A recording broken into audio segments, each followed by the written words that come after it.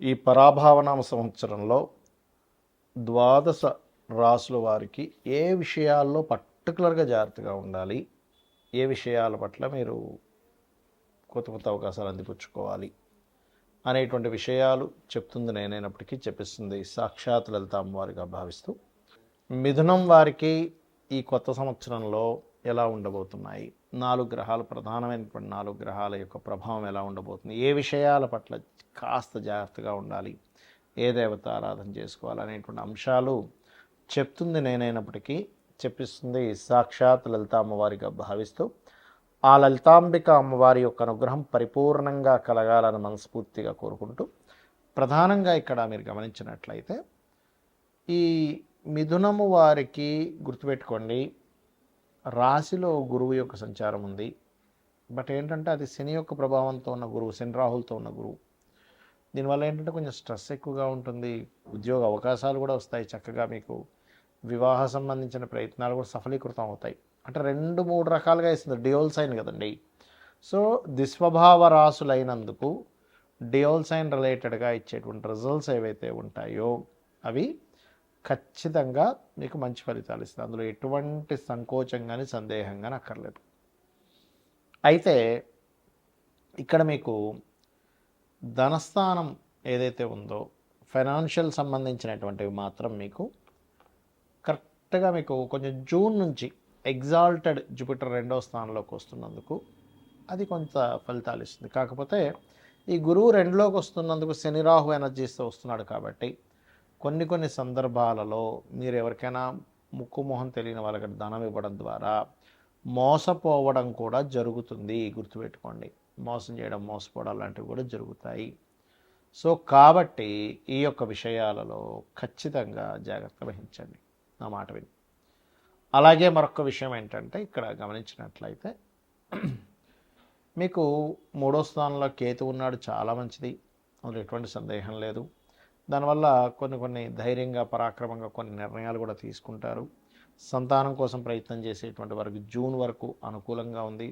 వివాహం కోసము, సంతానం కోసం రెండిటి వాళ్ళకి కూడా అంటే లగ్నంలో గురువు ఉన్నాడు కదా, గురువు ఉండి 7వ స్థానాన్ని వీక్షిస్తున్నాడు కాబట్టి వివాహ సంబంధించినటువంటి విషయాలకి జూన్ వరకు ఖచ్చితంగా అనుకూలత ఉంది, అందులో ఎటువంటి సందేహం లేదు. కాకపోతే 9వ స్థానంలో రాహు ఉన్నాడు కాబట్టి మీరు వీలైనంత మట్టుకు నవంబర్ వరకు కూడా మీరు ఎంత పితృదేవత ఆరాధన చేస్తూ ఉంటారో ఆ పితృదేవతల యొక్క అనుగ్రహం మూలంగా ఖచ్చితంగా మీకు పాజిటివ్ ఫలితాలు వస్తాయి. ఎప్పుడు కూడా 9వ స్థానంలో ఉండే గ్రహాలు, పంచమంలో ఉండే గ్రహాలు మనకి ఎవరి ద్వారా ఫలితాలు ఇస్తాయని చెప్తూ ఉంటాయి.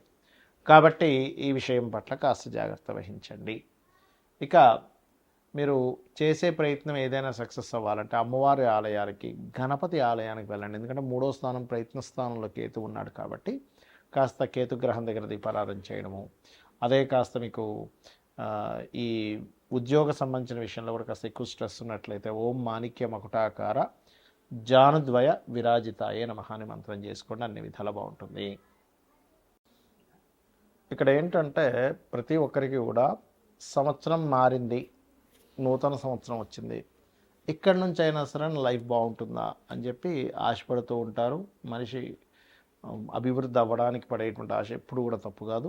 అయితే ఇక్కడ మీరు అర్థం చేసుకోవాల్సింది ఏంటంటే ఎంతసేపు కూడా ఏలినాటి శని, సర్పదోషం ఉంది, ఇవి ఒకటే కాదు, మీ పర్సనల్ చార్ట్లో గ్రహాలు ఏ రకంగా ఉన్నాయి అంటే లగ్నం ఎలా ఉంది, లగ్నాన్ని బట్టి మీ ఎదుగుదల చెప్తుంది. మీ ధనాధిపతి ఎలా ఉన్నాడు అంటే సెకండ్ లార్డ్, సెకండ్ హౌస్ శుక్రుడి యొక్క పరిస్థితి ఎలా ఉందనేది క్లియర్గా తెలుసుకోవాలి. దాన్ని బట్టి ఏమవుద్దంటే మీకు ఎందులో ధనయోగం ఉంది, ఏ రూపంలో మీరు ప్రయత్నం చేస్తే బాగుంటుంది, ఎప్పుడు మీకు రైట్ టైం, ఇవన్నీ కూడా తెలుస్తాయి. అలాగే మీరు చేసే ప్రయత్నాలు 3వ స్థానం, మీరు ఇక్కడ ఏంటంటే వాస్తు కూడా మనకు ప్రభావం చూపిస్తుంది.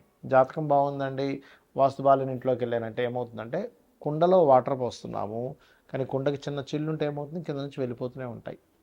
అలాగే వాస్తు బాగోనప్పుడు ఏమవుతుందంటే మీరు ఆ ఇంట్లో ఉన్నప్పుడు మీకు ఇబ్బంది కలుగుతూ ఉంటుంది. ఇక్కడ ఏంటి, మీరు ఏ డైరెక్షన్లో ఉండే ఇల్లు తీసుకోవాలి, ఎప్పుడు మీరు ప్రాపర్టీ తీసుకొని బాగుంటుంది, అసలు మీ పేరు మీద తీసుకోవచ్చా తీసుకోకూడదా, ఇవన్నీ తెలుసుకోవాలి. ఇంట్లో దాంతోపాటు ఇంట్లో ఏదైనా బాత్రూమ్స్ కొంతమందికి తెలియక ఫైనాన్షియల్గా ఎందుకు ఇబ్బంది వస్తుందంటే ఉత్తరంలో బాత్రూమ్లు ఉంటాయి, ఉత్తరంలో డార్క్ కలర్స్ ఉంటాయి, అంటే మనకి yellow, cream, red colours, pink colours ఇట్లాంటి ఉత్తరంలో ఉంటే అవాయిడ్ చేసేసి కంప్లీట్ వైట్ కలర్ ఉండేలా చూసుకోండి, ఖచ్చితంగా బాగుంటుంది.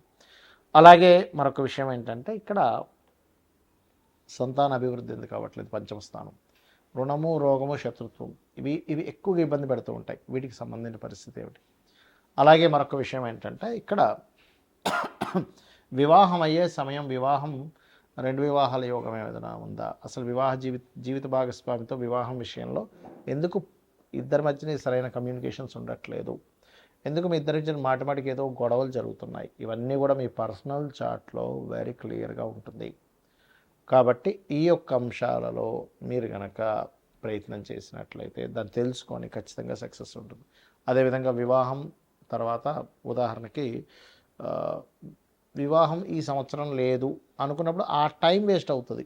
ఏ సంవత్సరం ఉందో ఆ సంవత్సరం చేసుకోండి. అలాగే విదేశాలకు వెళ్ళే యోగం ఉందా లేదా, అసలు మీకు జాబ్ సంబంధించిన విషయంలో ఎందుకు ఇబ్బంది అవుతుంది, కెరీర్లో ఎందుకు సెటిల్ లేకపోతున్నారంటే ఒక్కోసారి కొంతమందికి బిజినెస్ యోగం ఉంటుంది, అప్పుడు సెటిల్ అవ్వలేరు, అలా ఉంటుందన్నమాట. అయితే ఇక్కడ మరొక విషయం ఏంటంటే ఈ సంవత్సరం ప్రధానంగా మీరు ఈ ఆదాయము, వ్యయము, రాజపూజ్యం, అవమానాలు వీటికంటే కూడా ఒకటే గుర్తుపెట్టుకోండి, మీకు ఆదాయం బాగా రావాలి. ఓం సంపత్కరీ సమారూఢ సింధుర వ్రజ సేవితాయ నమః అని మంత్రం చేసుకోండి. అప్పులు ఎక్కువగా ఉన్నాయి, ఓం అపర్ణాయ నమః అని మంత్రం చేసుకోండి. బిజినెస్లో ఇంప్రూవ్మెంట్స్ రావాలి, ఓం ఇంద్రగోప పరిక్షిప్త స్మరతూనా భజంగికాయ నమః. అయితే ప్రతిదీ కూడా 45 మినిట్స్ చేయండి. చాలామంది ఏం చేస్తారంటే 5 నిమిషాలు చేశానండి నాకు రిజల్ట్ రాలేదంట. చిన్న ఎగ్జాంపుల్ చెప్తాను.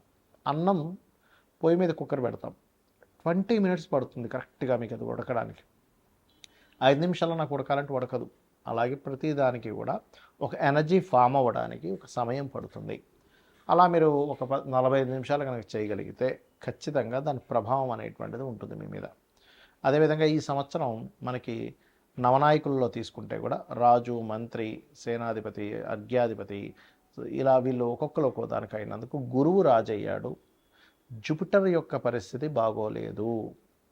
నేను గతంలో చాలా రోజుల క్రితం చెప్పాను, 2-3 నెలల క్రితం కూడా చెప్పాను, గురు రాశిలో శని ఉన్నాడని. దీనివల్ల అనేకమైనటువంటి జన నష్టం ఉంది. కాబట్టి విదేశాల్లో ఉండేటువంటి వారు మరింత జాగ్రత్తగా ఉండాలి. అది యుద్ధాల వల్ల అనుకోండి, కొన్ని రోగాల వల్ల అనుకోండి, విశేషమైనటువంటి జన నష్టం జరగనుంది, గుర్తుపెట్టుకోండి. ఇది ఆల్రెడీ మనం మనకి ఎప్పుడు డిసెంబర్, ఫిబ్రవరి టైంలో కూడా మనం చెప్పాము. కాకపోతే ఎందుకంటే ఇప్పుడు నెక్స్ట్ కొత్త సంవత్సరానికి కూడా ఈ యొక్క గురువే రాజు అవుతున్నాడు. అదేవిధంగా నీర్సాధిపతి కూడా గురువు అవుతున్నాడు. కాకపోతే వర్షాధిపతి చంద్రుడైనందుకు కాస్త చక్కగా వర్షాలు అయితే బాగా పడతాయి, ఎక్కువ రోజుల వర్షాలు కూడా ఉంటాయి. కొంచెం ఈ పంట పొలాలు లేకపోతే ఈ ధాన్యాలకు ఎక్కువగా డిమాండ్ అనేది పెరుగుతుంది. ధాన్యాలకు గుర్తుపెట్టుకోండి, ధాన్యానికి ఎక్కువ డిమాండ్ పెరగనుంది. కాబట్టి ఈ యొక్క విషయాల పట్ల కాస్త మీరు అప్రమత్తంగా ఉండండి. జనాలు బంకర్స్లో దాచుకునేటువంటి సమయం రానుంది, గుర్తుపెట్టుకోండి. కాబట్టి ఈ విషయంలో జాగ్రత్తగా ఉండండి. ఇక మరొక విషయం ఏంటంటే మీరు జాతకమే తెలియదు అప్పుడు ఏం చేయాలి, సింపుల్గా రోజు లలితా సహస్రనామాలు చేసుకోండి డైలీ, ఖచ్చితంగా బాగుంటుంది. అదేవిధంగా మనకి లాస్ట్ టైం మనం చెప్పుకున్నాం, ఒక 4-5 నెలల క్రితం కూడా చెప్పాను, సిల్వర్ రేట్ విపరీతంగా పెరగనుంది అని. మరలా బంగారం, సిల్వర్ రేట్లు ఒక రేంజ్లోకి వెళ్ళనున్నాయి, గుర్తుపెట్టుకోండి. ల్యాండ్ రేట్స్ కూడా విపరీతంగా పెరగనున్నాయి.